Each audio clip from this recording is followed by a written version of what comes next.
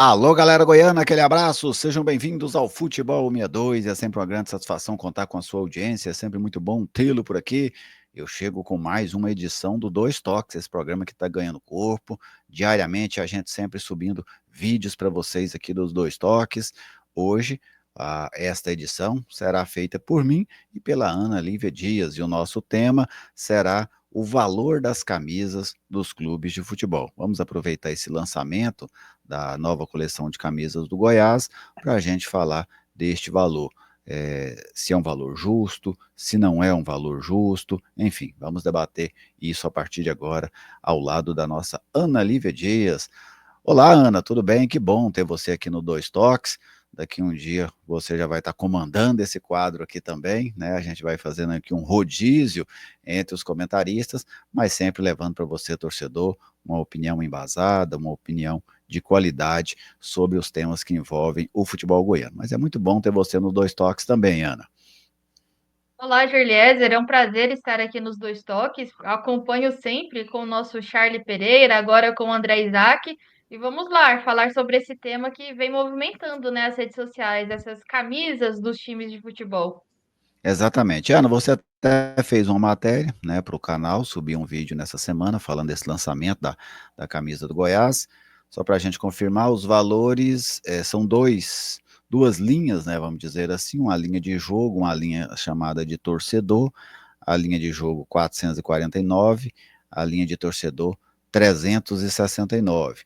Nós também observamos os valores de camisas de outros clubes, né, Ana? Faz um panorama para a gente, antes da gente entrar propriamente nas nossas opiniões, mas traz para a gente assim, um panorama do que você levantou em relação a preços de camisas de outros clubes. Jurli, eu tentei ser o mais democrática possível. Peguei times do Nordeste ao Sul do país. Então, por exemplo, temos a camisa do Ceará. Ela que é feita pela Umbro, custa 339 a masculina. Tem um preço diferente para a feminina. A feminina sai um pouco mais barata, 319. Levantei também a do Usa menos Atlético pano, né, Paranaense. Ana? É, acho que é. Faz ali a baby look, apesar que tem um corte mais, um modelinho, né, certinho. É mais trabalhado, né? Exato. Levantei também a do Atlético Paranaense, que é o modelo 2025, 369, modelo de torcedor. É nessa mesma linha do que o Goiás vai adotar com a Diadora, fazer o modelo torcedor e o modelo jogador. Então, o modelo torcedor do Atlético Paranaense, 369, enquanto o modelo de jogador, 469. Levantei também aí um clube de Série A, um clube já de elite, consagrado do Palmeiras, para a gente embasar em um clube entre os 13, né, Gerli? Dos famosos 13, qual o preço que eles estavam praticando? 499 a camisa do Palmeiras, a de jogador. A camisa de torcedor, 369 feita pela Puma. E também tem uma camisa que eles chamam camisa de estádio, que acredito eu que seja uma camisa mais popular, de R$ 179. Nós também buscamos os valores aqui das camisas do Vila e do Atlético, né? Anda lembrando que o Vila já lançou a coleção 2025, o Atlético não lançou ainda. 260, né? Na faixa de R$ 260, né? Tem alguns um pouquinho mais baratos, outros um pouquinho mais caros, mas quase sempre entre 250 e R$ 260. O Vila agora é da Volt, né? E o Atlético mantém a sua marca própria, né? Até esse momento o Atlético mantém sua marca própria. Então, valores aí um pouco mais modestos, vamos dizer assim. Eu também tinha olhado, Ana, os valores das camisas do Corinthians e do Flamengo. Desses dois, as camisas com valores acima de R$ 600. As camisas de jogo acima de R$ 600. Tem uma variação de preço, mas quase sempre acima de R$ 600, tanto a do Corinthians como a camisa do Flamengo, que são os dois clubes mais populares aí do país. Agora vamos entrar no nosso debate em si, né? Tem essa questão de duas linhas, talvez três, né? O Goiás pode ser que adote uma terceira linha, né, Ana? Exato, a informação que eu tenho é que talvez o Goiás vai adotar, igual o Palmeiras, essa linha mais. Não é nem a intermediária, é a linha torcedor. É um preço bem mais barato, bem mais em conta, um preço popular, essa terminologia correta. É. Assim, eu sei que essas empresas têm custos, né? Vamos dizer assim, elas compram essas concessões dos clubes, algumas pagam além do material, né? Porque as empresas fornecem o material para treino, material para jogos, viagens, etc. Todo o material que o clube usa, né? Ela veste o clube, vamos dizer assim. Algumas dão um dinheiro além disso, outras apenas os royalties, né? Que você veste o clube e dá ao clube um percentual em cima da venda. Normalmente não é um percentual grande, quando é royalties o percentual é baixo, mas elas têm os custos, isso é normal, nós estamos falando de uma economia capitalista, né? A nossa economia é a economia capitalista, onde as indústrias basicamente buscam o lucro, independente do ramo de atividade, as indústrias buscam basicamente o lucro para se manterem, para crescerem, né? Não só se manterem, como expandirem os seus negócios. Mas assim, talvez eu até esteja sendo, Ani, eu quero ver a sua opinião sobre isso também, talvez eu até esteja sendo popularesco, sabe? Em relação a preço. Talvez eu esteja fora do mercado, é uma situação. Eu falo porque eu tenho muito negócio, Ana, de comparar os preços de uma coisa com outra, sabe? Nós estamos falando de um país é, que o salário mínimo hoje, né, no, no Brasil é um salário de R$ 1.800, né? Começa agora em julho, R$ 1.804. Era 1.640, subiu para 1.804. Então a gente está falando de uma camisa que ela custa aí, praticamente custava até o salário que fechou o mês de junho, 1.640, a camisa custava aí mais de 20% do salário do trabalhador. Agora vai ficar um percentual um pouco menor, porque o salário teve esse reajuste a partir do dia 1º de julho, indo para R$ 1.804 aqui no Brasil. Mas eu acho um percentual muito alto, sabe, em relação ao salário. É claro que usa-se essas defesas, tem a camisa primeira linha, vamos dizer assim, jogo, a camisa segunda linha, talvez uma camisa terceira linha, não é todo mundo que tem essa camisa, a maioria só tem duas, né? Mas eu acho um valor muito alto. Sabe? A própria Diadora, assim, não é que os clubes goianos pratiquem valores diferentes. Por exemplo, o Goiás está entrando, o Goiás está com muito. Por exemplo, você trouxe os valores da camisa do Atlético Paranaense, muito parecida. Eu olhei os valores da camisa do Coritiba, que inclusive é a mesma fornecedora, é praticamente o mesmo.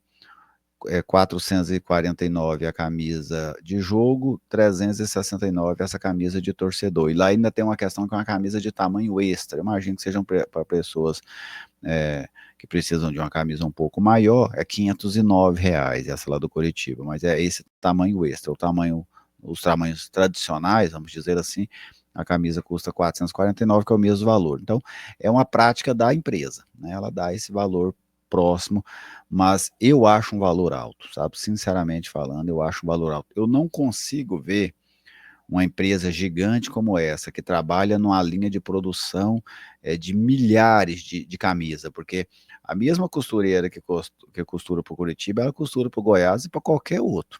Ela não tem uma diferenciação, né? Você aproveita essa mesma mão de obra. Eu não consigo ver uma camisa dessa ter R$ 200 de custo, por exemplo. Sabe? Assim, essa camisa tem R$ 200 de custo. Eu não consigo ver isso. Eu não consigo ver ela ter R$ 150 de custo. Mas aí na hora de vender, sabe? Eu acho que se trabalha com lucros muito altos.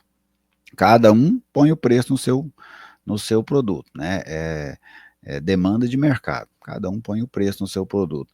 Mas, ao meu ver, Ana, o que essas empresas fazem aí não é só com Goiás, tá? É com Goiás, com Curitiba, com o Atlético Paranaense, com o Ceará, com o Palmeiras, com o Flamengo, com o Corinthians, com o Grêmio, com o Internacional.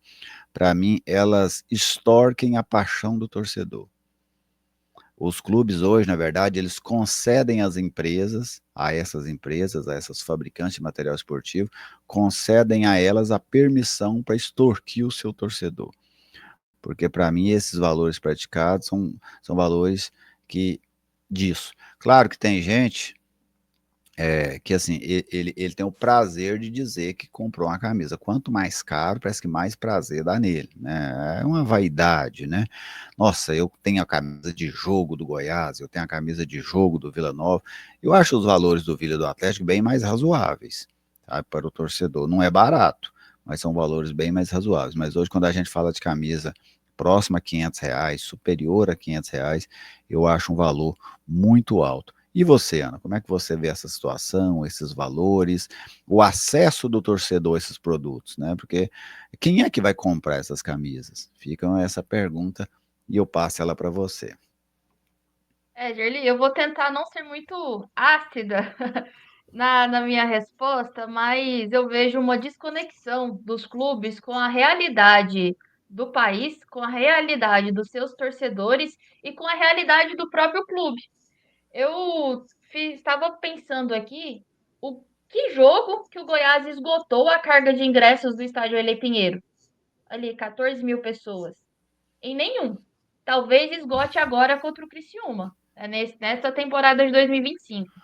A média de público do Goiás. Normalmente, né, Ana, a Serrinha não pega 14 mil, né? Mesmo quando o Goiás anuncia ingressos esgotados, como já aconteceu por várias vezes, por exemplo, se eu não me engano, contra o Vila esgotaram os ingressos, só que dá 11 mil pagantes. A Serrinha é muito raro você ver um público de 12 mil pagantes, eu falo.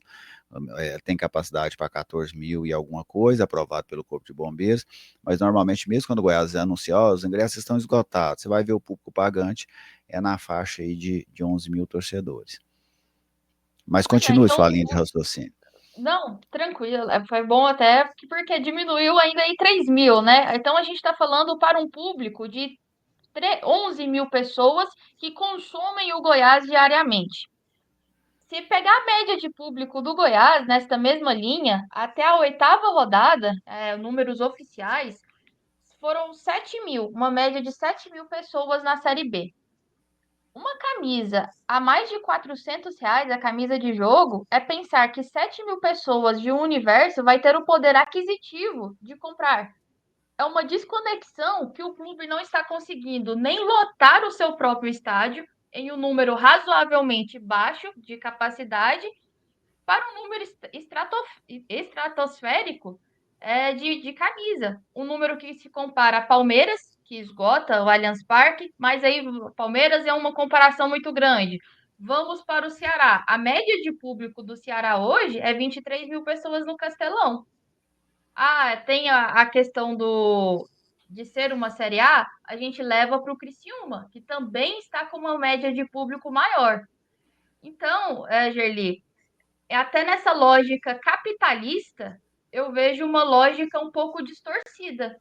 Estão deixando, como você falou, que as empresas extorquem os torcedores, façam essa extorsão de valor e não estão enxergando a própria demanda e os próprios torcedores. A média de público do Vila hoje está beirando os 4 mil. O que está acontecendo? Será que o Vila perdeu o torcedor ou o clube não está sabendo atingir esses torcedores? Será que o futebol se tornou caro demais para o próprio clube, para o próprio torcedor, e ninguém está enxergando isso? Ou não querem enxergar? É algo que eu duvido. Acho que não está sabendo ali uma linha de marketing mesmo, uma linha de conseguir chegar nessas pessoas. Então, pela própria lógica capitalista, esses valores não fazem sentido. E isso sem entrar, a gente não precisa entrar, né, nesse debate de quanto está o salário mínimo, como o preço, o custo de vida subiu no país, mas é algo que gera uma certa indignação se eu vou olhar como que os clubes estão desconexos com a realidade dos torcedores, desconexos com a realidade do futebol, desconexos de uma maneira geral. É um mundo à parte, o futebol virou um mundo à parte. Esse termo que você usa, eu acho que é muito interessante, esse do mundo à parte, e é verdade, porque criou-se uma bolha em torno do futebol, né? Mas nessa bolha tem um elo que financeiramente é muito fraco, que é o torcedor. Você tem os clubes recebendo um valor muito alto por seus contratos. Os clubes hoje eles ganham dinheiro. Eles gastam muito dinheiro, mas é porque eles têm muito dinheiro para gastar. Né? Eles não gastam muito dinheiro. Por exemplo, você pega um orçamento aí de qualquer clube mediano do país hoje, fala-se em 40 milhões, 50 milhões de reais por ano. né? Então, nós estamos falando de orçamentos aí de R$ 4.000, R$ 4 milhões por mês, né?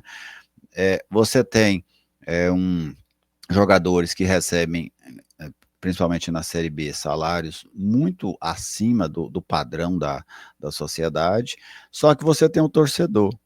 O torcedor que está em volta disso tudo, que já financia tudo isso, por quê? Por que que a televisão paga tanto para ter o jogo para transmitir? Por que que o jogador recebe tanto para jogar futebol nesses clubes?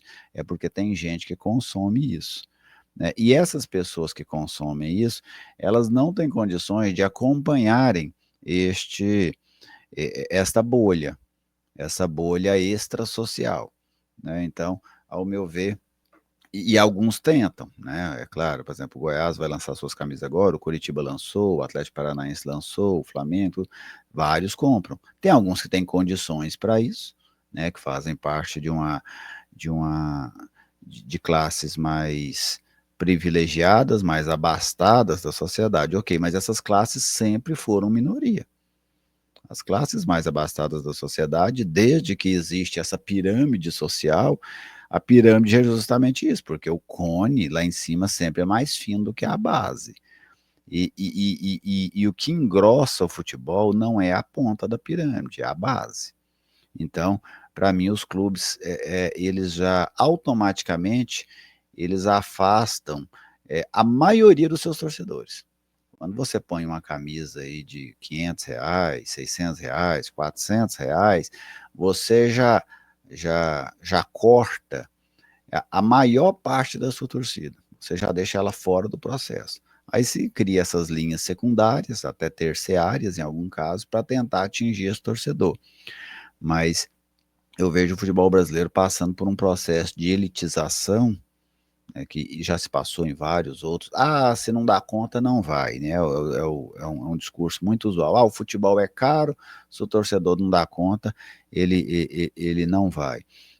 E aí você vai cada vez mais excluindo o pobre do processo.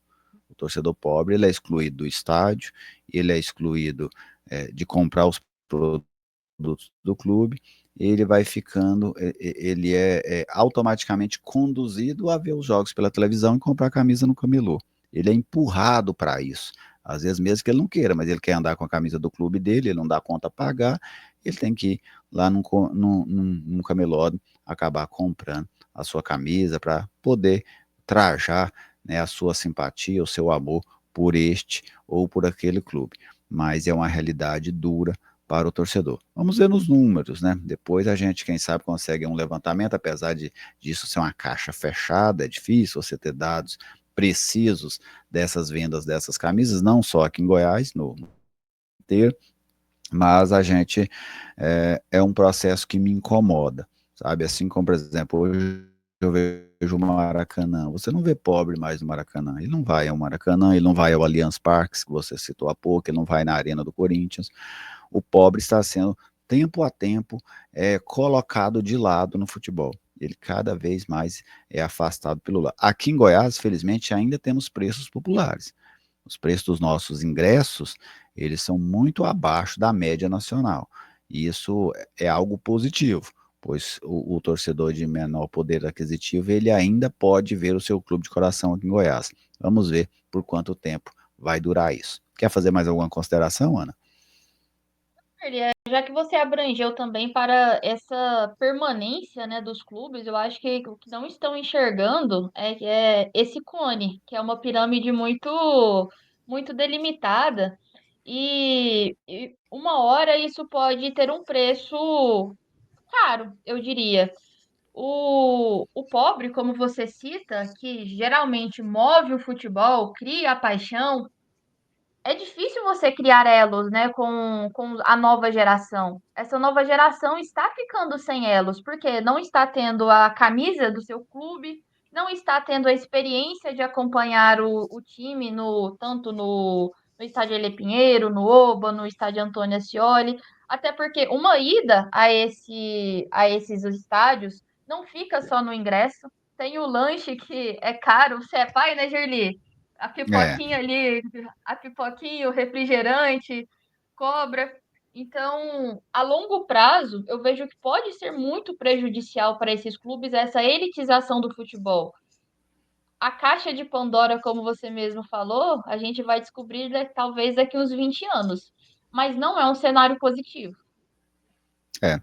Então, é isso, minha gente. Aqui a gente, vamos dizer assim, nós não esgotamos o debate, pelo contrário, a gente levanta perguntas, apresentamos algumas opiniões, mas você, torcedor, também participa do debate. Pode deixar a sua mensagem, talvez você concorde comigo, talvez você discorde com a Ana a mesma situação, mas o que vale é a sua participação. Fique completamente à vontade para se expressar, fique completamente à vontade para apresentar a sua opinião, mesmo que ela seja completamente divergente da nossa. E a gente volta sempre, diariamente, de segunda a sexta-feira, com o nosso Dois Toques aqui no Futebol 62. Valeu, Ana! Valeu, Gerli, valeu aos nossos internautas, é um prazer e foi um prazer poder falar desse tema. Exatamente. E você, torcedor, fica o meu abraço e até a nossa próxima oportunidade.